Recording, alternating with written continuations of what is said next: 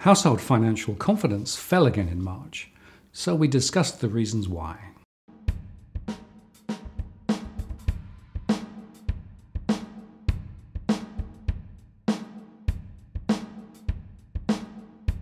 Hello again, I'm Martin North, the Principal Analyst at Digital Finance Analytics.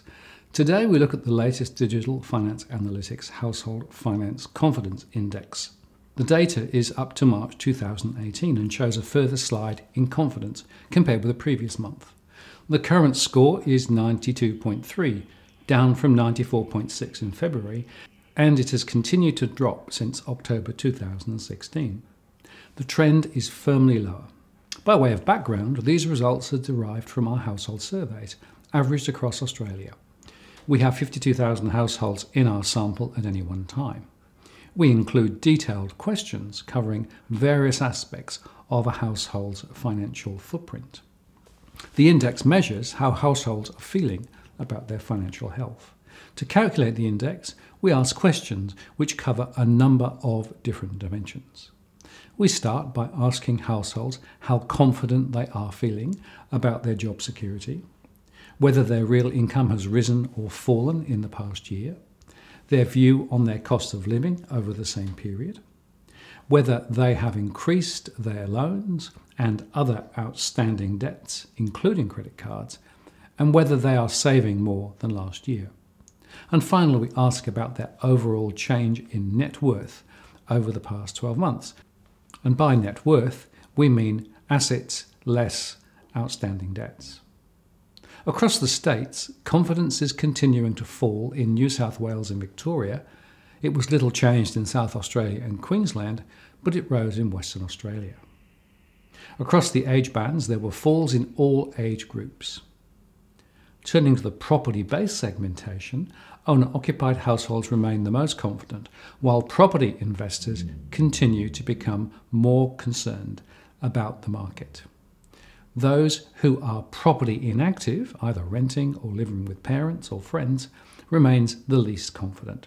Nevertheless, those who are property owners remain more confident relative to property inactive households. We can look at the various drivers which underpin the Finance Confidence Index. We start with job security. This month, there was a rise of 6% in households who were less confident about their job security compared with last month, up to 25.8%.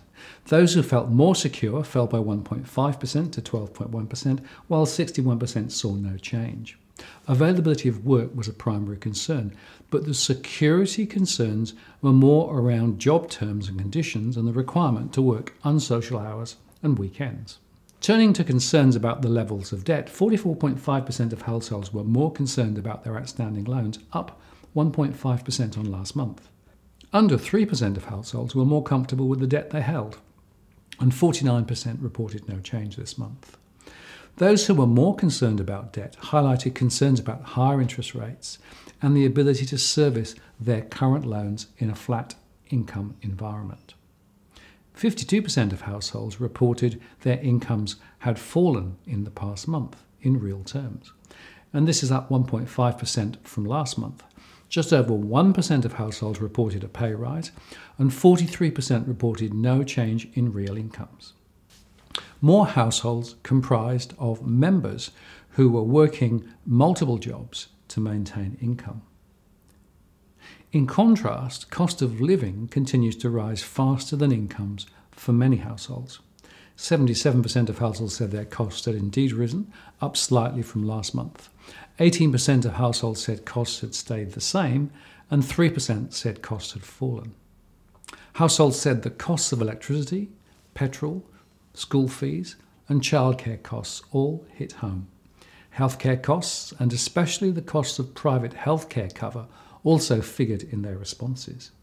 And in fact, more households are seriously considering terminating their health insurance cover due to the rising expense. Turning to savings, 46% of households were less comfortable with their savings, a rise of 1.5% compared with last month. 4% were more comfortable, and 50% were about the same. There were ongoing concerns about further falls in interest rates on deposits and the need to continue to raid savings to support ongoing household budget needs. Finally, we look at the household's overall net worth. Despite the volatility seen in the financial markets, the main concern captured in the answers to this question related to potential falls in property values. 52% said their total net worth was higher, down 3% from last month. 18% said the net worth was lower, a rise of 2% compared with last month. And 28% remained the same. Both those with higher levels of education and males tended to report more of a rise in net worth. Women were considerably more concerned about the current trajectory of home prices and the risks relating to future falls. Households in regional centres remained more concerned about their net worth, not least because in many areas home prices have risen less strongly in recent years. And so in conclusion, based on the latest results, we see little on the horizon to suggest that household financial confidence will improve anytime soon. We expect wages growth to remain contained and home prices to slide, while costs of living pressures continue to grow.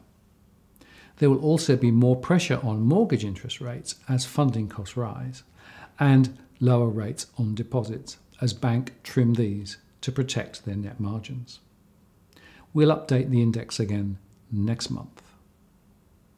If you liked what you saw here today, please do like the post and leave a comment. And if you've already subscribed, thank you. I really appreciate your support.